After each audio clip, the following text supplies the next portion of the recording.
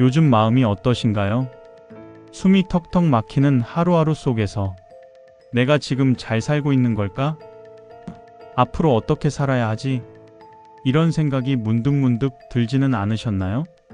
주머니는 가벼워졌고 해야 할 일은 많은데 손에 잡히는 건 없고 언제부터인가 웃는 법도 기대하는 법도 잊은 것 같습니다. 통장 잔고를 확인할 때마다 가슴이 철렁 내려앉고 한숨은 자꾸만 깊어지기만 하지요. 기도는 해야 할 것 같은데 막상 입을 열면 할 말이 없어지고 하나님께 매달려야 하는 걸 알지만 마음은 너무 지쳐서 손조차 뻗기 힘듭니다. 이렇게까지 힘들게 하시는 이유가 뭘까? 조용한 방 안에서 혼자 그런 생각을 해본 적도 있으시겠지요. 하지만 기억하세요. 하나님은 지금 이 순간에도 당신을 바라보고 계십니다. 조용히 눈 감고 마음을 들여다보면 그 깊은 곳에서 당신을 부드럽게 감싸고 계신 하나님의 숨결을 느낄 수 있습니다. 우리가 잊고 있어도, 우리가 너무 힘들어 등을 돌려도 하나님은 결코 우리를 놓지 않으십니다. 그러니 오늘은 잠시 세상의 걱정을 내려놓고 하나님 앞에 앉아보세요. 당신은 충분히 애쓰고 계십니다. 그리고 그 수고는 하나님께서 절대 외면하지 않으십니다. 하나님은 우리 아픔을 모르시지 않습니다. 사람에게는 말로 다 표현할 수 없는 아픔이 있습니다. 누군가에게 털어놓는다고 해도 그게 온전히 전해질 수 없다는 걸 우리는 너무 잘 압니다. 그래서일까요? 점점 입을 다물게 됩니다. 얘기해봤자 뭐 하나 이해 못할 텐데. 그렇게 우리는 점점 혼자가 되어갑니다. 하지만 하나님은 다릅니다. 그분은 우리가 말로 하지 못한 것까지 아십니다. 속으로 울먹인 밤도, 아무렇지 않은 척 웃다가 혼자 울었던 순간도, 아무도 없는 방 안에서 털썩 주저앉았던 그 시간도 하나님은 다 알고 계십니다. 여호와는 마음이 상한 자를 가까이 하시고 충심으로 통회하는 자를 구원하시는도다. 시편 34편 18절. 이 말씀처럼 하나님은 부서진 마음을 가진 사람을 멀리하지 않으십니다. 오히려 더 가까이 다가오십니다. 세상은 성공한 사람에게 박수를 치지만 하나님은 눈물 흘리는 자에게 손을 내미시는 분입니다. 그래서 우리가 약해졌을 때 하나님은 더 강하게 일하십니다. 우리가 모든 걸 내려놨을 때 그제야 비로소 하나님의 손길이 깊이 들어올 수 있습니다. 당신의 눈물은 하늘에 닿아 있습니다. 하나님은 지금 이 순간에도 당신의 가슴 속 깊은 아픔을 가만히 어루만지고 계십니다. 그리고 말씀하십니다. 두려워하지 말라. 내가 너와 함께함이라. 이사야 41장 10절. 이 말씀이 오늘 당신 마음속에 부드럽게 내려앉기를 소망합니다. 세상이 모르는 그 고통, 하나님은 가장 먼저 알아차리시고 당신 곁에 계신다는 사실을 꼭 기억해 주세요. 돈이 없어도 길이 없어도 하나님은 살아계십니다. 우리는 눈에 보이는 것으로 판단하기 쉽습니다. 통장 잔고가 바닥나면, 우리 삶 전체가 무너진 것 같고, 일자리를 잃으면 존재 자체가 쓸모없는 것처럼 느껴질 때도 있습니다. 매달 빠져나가는 고정 지출을 계산할 때마다 숨이 턱 막히고 마음 한구석은 점점 말라갑니다. 그럴 때 우리는 스스로에게 묻습니다. 이 상황에서 도대체 무슨 기도를 한단 말인가? 하지만 바로 그때 우리가 반드시 붙들어야 할 말씀이 있습니다. 까마귀를 통해서도 먹이시고 사르밧 과부의 기름 한 통으로도 살리시는 하나님. 열왕기상 17장을 보면 선지자 엘리야가 극심한 가뭄 속에서 먹을 것이 없던 때 하나님은 사람도 아니고 까마귀를 통해 엘리야를 먹이셨습니다. 또한 마지막 남은 밀가루와 기름밖에 없던 사르밧 과부의 집에서도 하나님은 그 작은 것을 끊이지 않게 하셨습니다. 그들에게 있는 것은 돈도 아니고 여유도 아니었습니다. 오직 하나, 하나님을 신뢰하는 믿음뿐이었습니다. 지금 당신에게도 어쩌면 아무것도 없는 것처럼 느껴질지 모릅니다. 그러나 하나님이 계시면 그 없는 것은 반드시 채워지고 길이 없는 것처럼 보이던 자리에서 하나님의 기적은 시작됩니다. 살아계신 하나님은 지금도 일하고 계십니다. 사람의 계산으로는 도저히 나올 수 없는 해답이 하나님의 손에선 언제나 가능하기 때문입니다. 당신은 혼자가 아닙니다. 하루하루가 버겁게 느껴질 때 가장 먼저 찾아오는 감정은 고립감입니다. 말은 안 해도 다들 잘 살아가는 것 같고 나만 뒤처진 것 같은 기분이 들면 마음은 서서히 다치기 시작합니다. 그러다 어느 순간 나는 왜 이렇게까지 된 걸까 하는 자책이 시작되지요. 친구도 가족도 사회도 진심으로 내 사정을 이해해주지 못한다고 느껴질 때 사람은 자기 마음의 문을 걸어 잠그고 혼자가 됩니다. 그 외로움은 가난보다도 더 깊은 상처를 남깁니다. 그리고 결국엔 하나님조차 나를 잊은 건 아닐까? 그런 생각까지 들게 하지요. 하지만 사랑하는 여러분, 하나님은 단 한순간도 당신을 외면하신 적이 없습니다. 보라, 내가 세상 끝날까지 너희와 항상 함께 있으리라. 마태복음 28장 20절. 이 말씀은 지금도 유효합니다. 어떤 조건도 필요 없습니다. 당신이 지금 무너져 있든 눈물에 젖어 있든 믿음이 약하든 기도를 못하든 하나님은 여전히 함께 계십니다. 우리는 자주 내가 뭘 해야 하나님이 도와주실까를 고민합니다. 하지만 진리는 간단합니다. 하나님은 우리가 아무것도 못할 때에도 함께 하십니다. 그분의 사랑은 조건이나 자격을 따지지 않습니다. 당신이 지금 어떤 상황에 있든 하나님은 절대 당신을 혼자 두지 않으십니다. 당신이 잊고 있어도 그분은 한 번도 당신을 잊으신 적이 없습니다. 지금도 당신 곁에 계십니다. 가장 깊은 외로움 속에서도 당신을 꼭 안아주고 계시는 그분의 따뜻한 손길을 오늘 이 말씀을 통해 느끼시길 바랍니다. 하나님은 문제보다 크신 분입니다.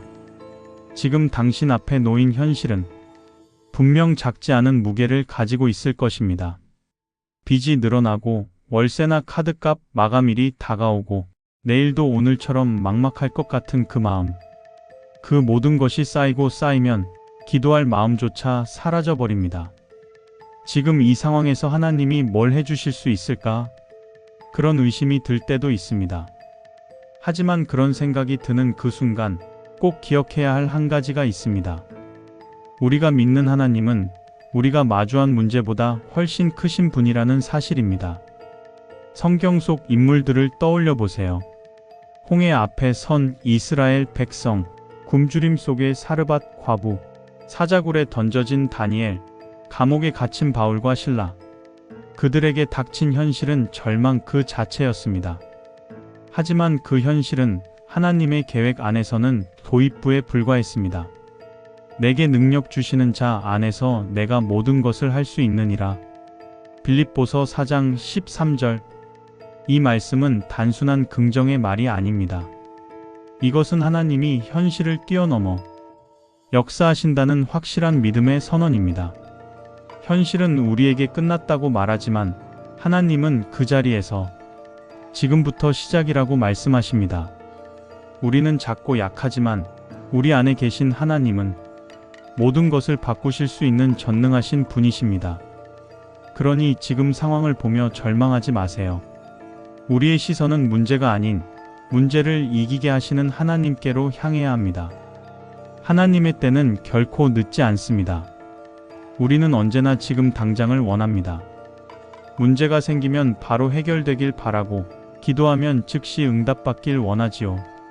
하지만 하나님은 다르게 일하십니다.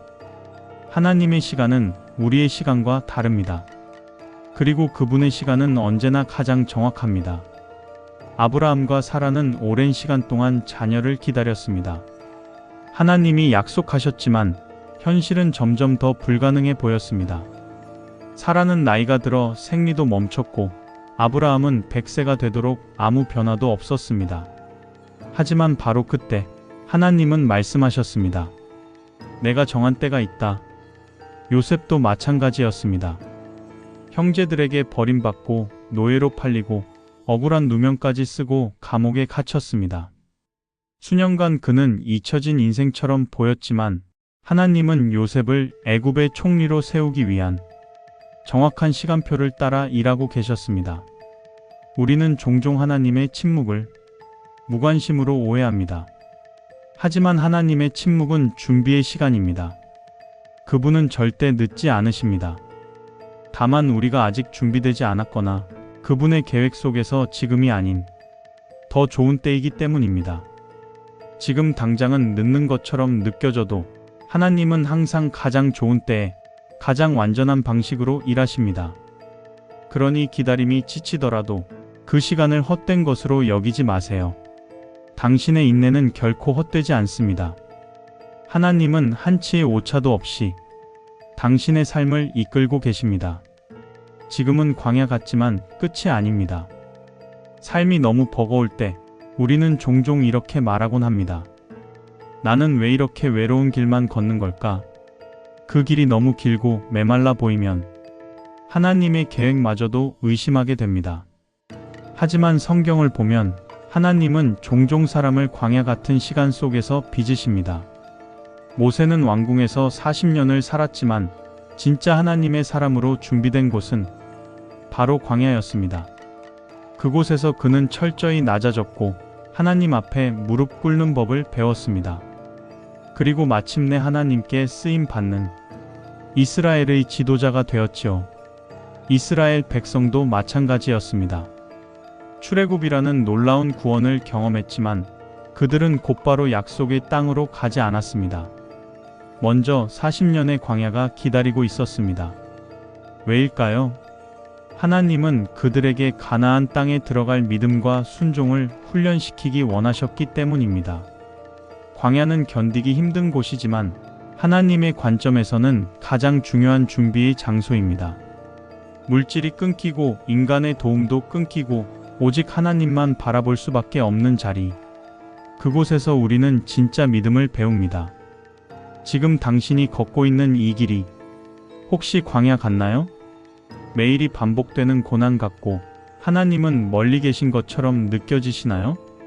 그렇다면 지금이야말로 하나님이 당신을 빚고 계신 시간입니다. 눈에 보이지 않아도 하나님은 결코 손을 놓고 계시지 않습니다. 이 훈련이 끝나는 날, 당신은 이전과는 다른 사람으로 하나님의 약속을 향해 걸어가게 될 것입니다. 믿음은 환경이 아닌 말씀에 반응하는 것.